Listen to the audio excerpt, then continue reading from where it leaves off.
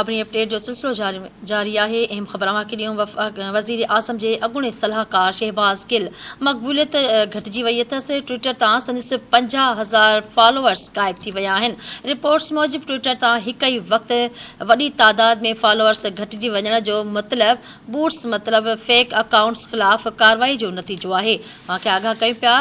Twitter analytics में गुज़िरियल हिक महीने जी एक्टिविटी ॾिठी वञे। शहबाज़ गिल जे हिक महीने में 4 लख फॉलोअर्स जो इज़ाफ़ो थियो। 13 अप्रैल ते फॉलोअर्स जो अंगु 24 लख हुयो ऐं 10 मई ते 28 लख ताईं पहुची वियो।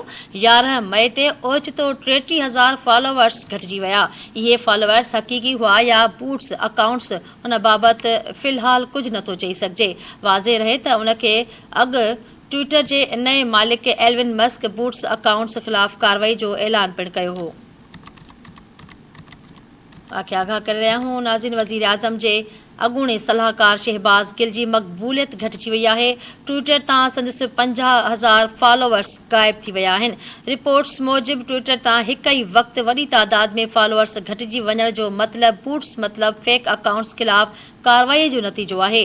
मूंखे आगाह कयूं पिया। ट्विटर एनालिटिक्स में गुज़िरियल हिक महीने जी एक्टिविटी ॾिठी वञे त शहबाज़ गिल जे हिक महीने में 4 लख फॉलोअर्स जो इज़ाफ़ो थियो।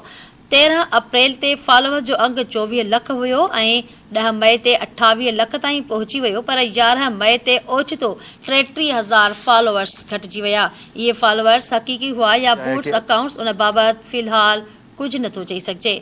वाज़े रहे त उन खां अॻु ट्विटर जे नए मालिक एल्विन मस्क बूट्स अकाउंट्स ख़िलाफ़ कार्रवाई जो ऐलान कयो हो।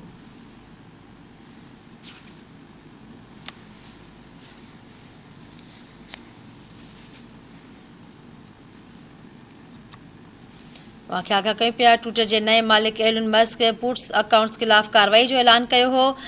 वज़ीर आज़म जे अॻूणे सलाहकार शहबाज़ गिल जी सोशल मीडिया ते फॉलोअर्स घटिजी विया आहिनि। शहबाज़ गिल जा ट्विटर तां 50,000 फॉलोअर्स गायब थी विया आहिनि।